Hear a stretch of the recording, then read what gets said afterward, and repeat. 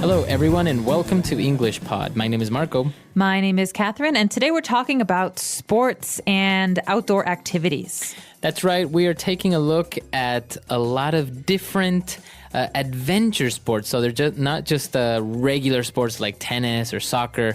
These are more dangerous sports.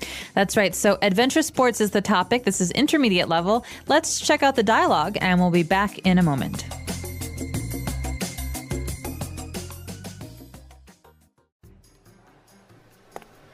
Welcome to Adventure Tours. How may I help you?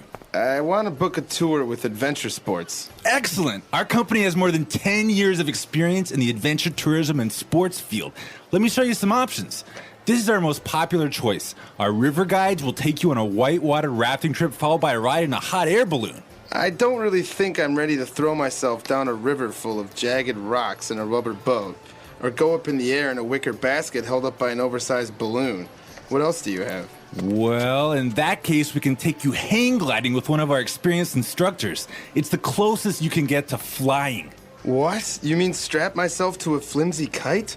No, thank you. Next? Okay. Well, why don't you tell me a little bit more about what you would like? We have everything from mountain biking to rock climbing to street luge. I'm thinking something exciting, but safer. I have the perfect option. This package will take you on a hiking trip through the Himalayas for 3 days, and afterwards there's a dog sledding journey. That's more like it. All right, we're back. So obviously this tour agency or tour operator has a lot of different options, a lot of them exciting. So why don't we take a look at some of those on Language Takeaway. Language Takeaway. So the first one has to do with water. This is called whitewater rafting. That's right. So whitewater rafting. Now, rafting means that you go in a raft. That's right. It's a special kind of boat, not a wooden boat, not like a big boat you see in the ocean. Mm-hmm. This is a special boat for rivers, maybe. That's right. It's an inflatable rubber boat. So he also described it as a rubber boat. Okay, rubber is the material it's made out of. That's right. So you go in this boat in a river, and it's called white water because it has rapids. So the river is moving very quickly, and you can see that it's a little bit dangerous to go swimming in a river like this. That's right. So when the water goes really fast, or when it hits some rocks, the color changes from being blue or brown to white, and that's why it's whitewater rafting. That's and right. It's very, very scary and very dangerous. That's right, but very exciting. So that's considered an adventure sport. And then the trip was followed by a ride in a hot air balloon.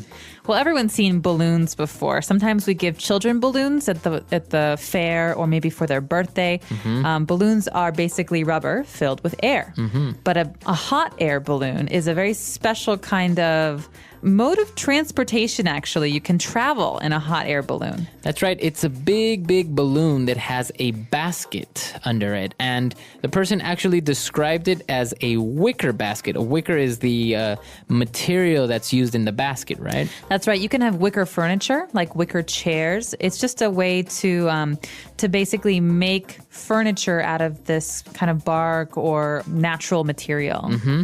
So a hot air balloon is a very big balloon, and it's filled with hot air, usually by some sort of fire that's under it.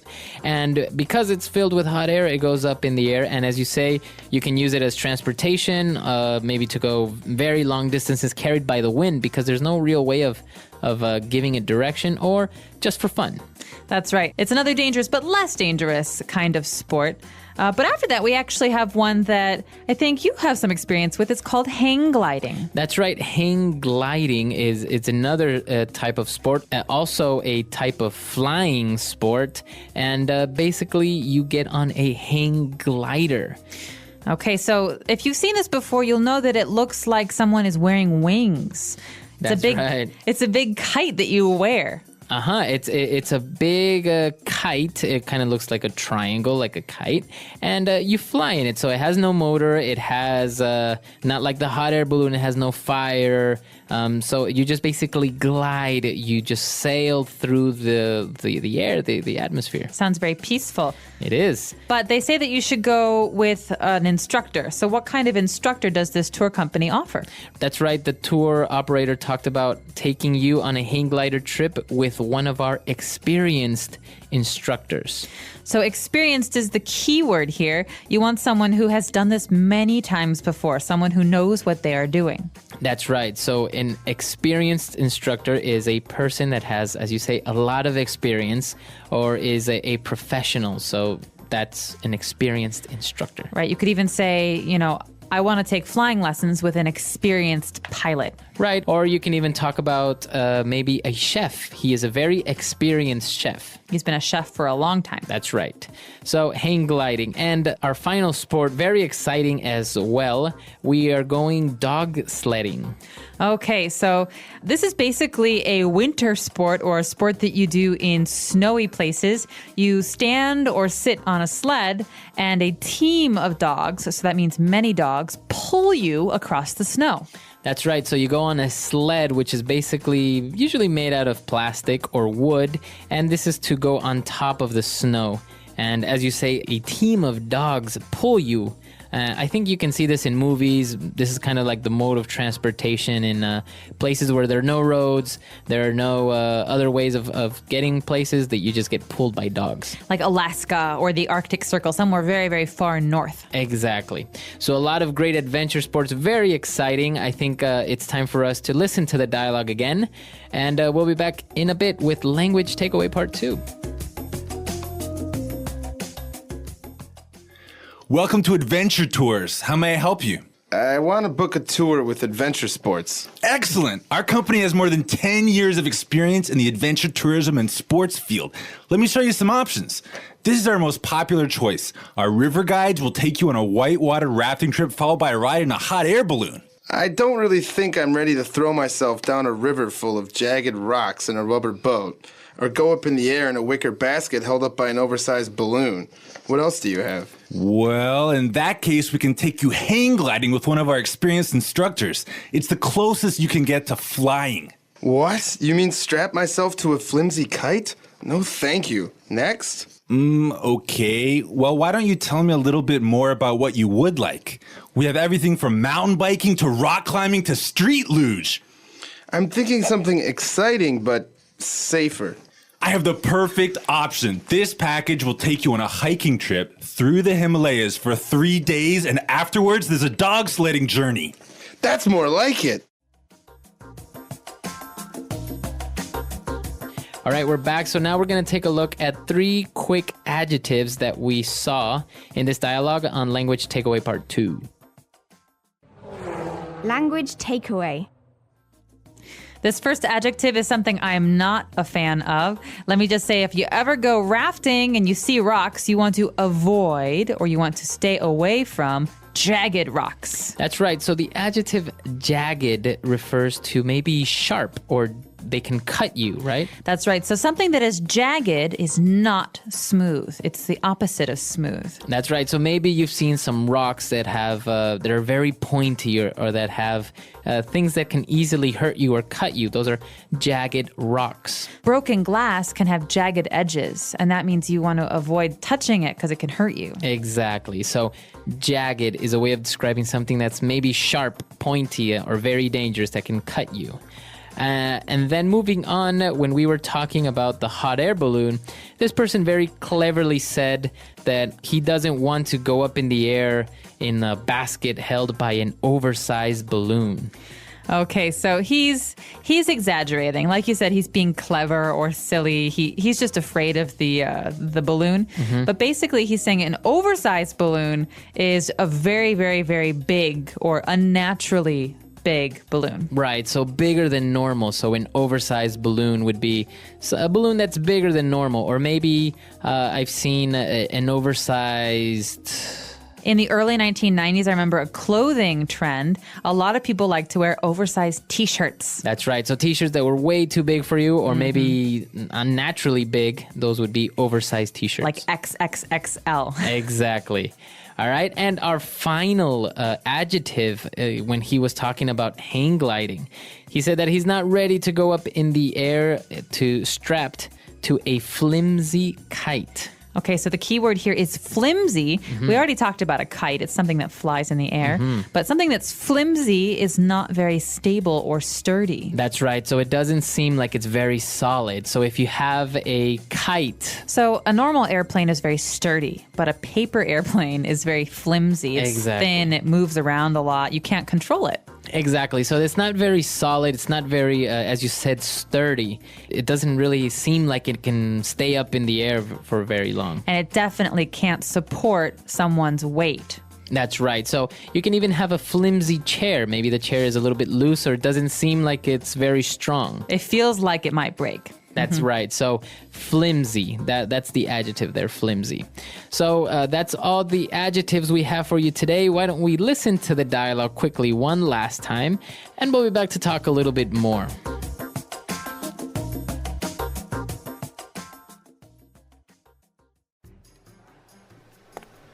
Welcome to Adventure Tours. How may I help you?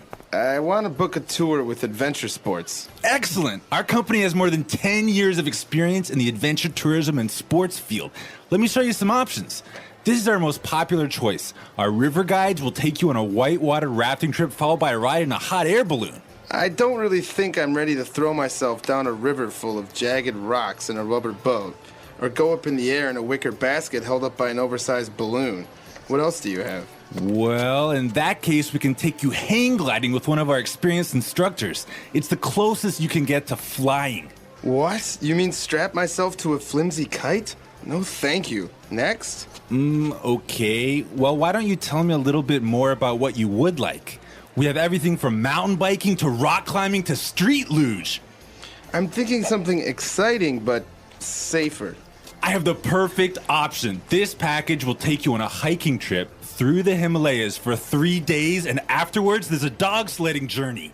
That's more like it.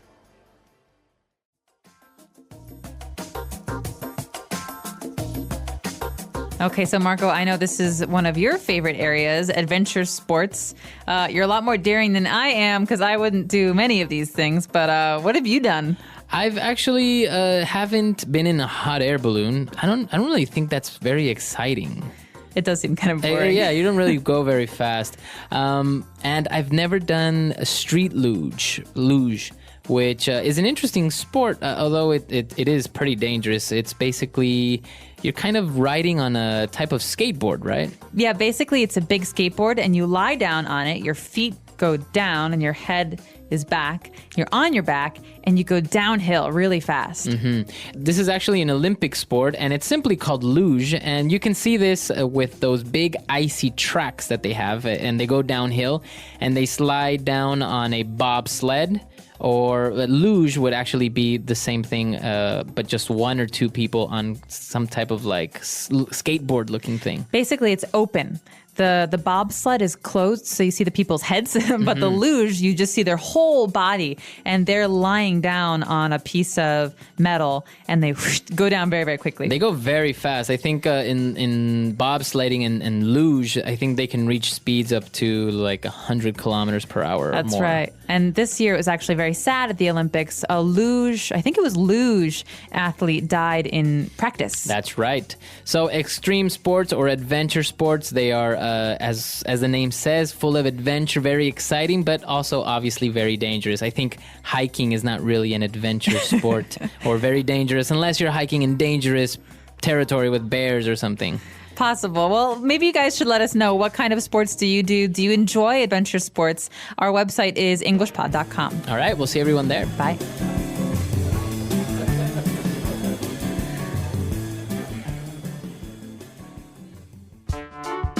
The English Pod Audio Review. Listen to the meaning, then say the vocabulary word. A huge balloon risen up by hot air. Hot air balloon. In an area of work, study. In the field. Having a sharp surface. Jagged. Larger than what is listed. Oversize. If something said earlier is true. In that case. Gliding in a hang glider. Hang gliding. The easiest way, the most likely thing. The closest thing you can get to. Ride a bicycle designed for riding in mountainous. Mountain biking. The sport of scaling rock masses on mountainsides. Rock climbing. The sport of descending a steep road. Street luge. The sport of rafting down fast-flowing rivers. Whitewater rafting. Let's try that faster. The sport of scaling rock masses on mountainsides. Rock climbing. If something said earlier is true. In that case. Gliding in a hang glider. Hang gliding. The sport of rafting down fast-flowing rivers. Whitewater rafting. Having a sharp surface. Jagged. Ride a bicycle designed for riding in mountainous. Mountain biking. The easiest way, the most likely thing. The closest thing you can get to. In an area of work, study. In the field. A huge balloon risen up by hot air. Hot air balloon. The sport of descending a steep road. Street luge. Larger than what is listed. Oversize. Now say the word and hear it in a sentence. In the field.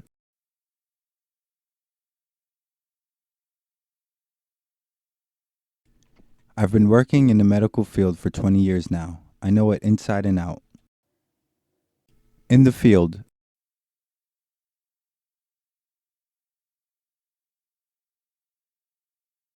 He's only worked in the field for less than a year, so I have no idea why they hired him as the new supervisor.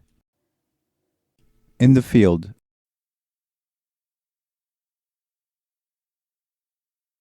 They tested the new theory for 2 years in the field before publishing their findings. Whitewater rafting.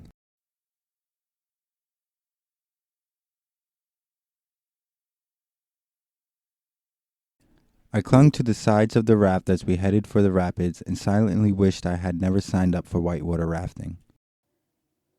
Whitewater rafting.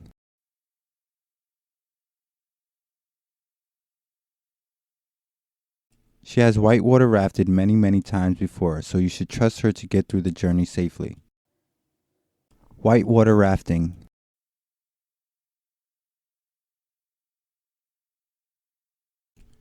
The summer camp I'll be attending is offering a whitewater rafting excursion. Jagged.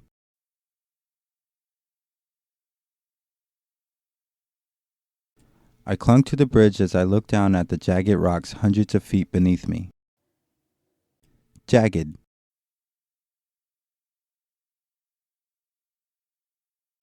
As I picked up the broken glass, the jagged edges cut into my hand. Jagged. The tailor began to cut off the jagged edges of the piece of fabric. Oversize. The oversized coat engulfed me. Oversize. I began to fall asleep in the oversized armchair. Oversize.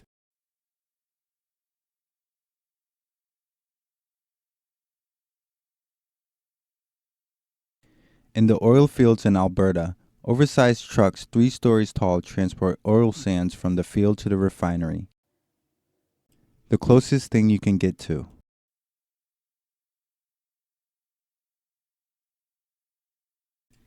Eating McDonald's is the closest thing you can get to eating Western food in China. The closest thing you can get to.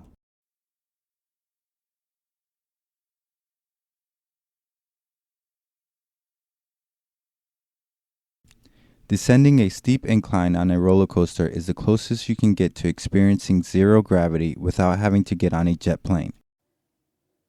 The closest thing you can get to.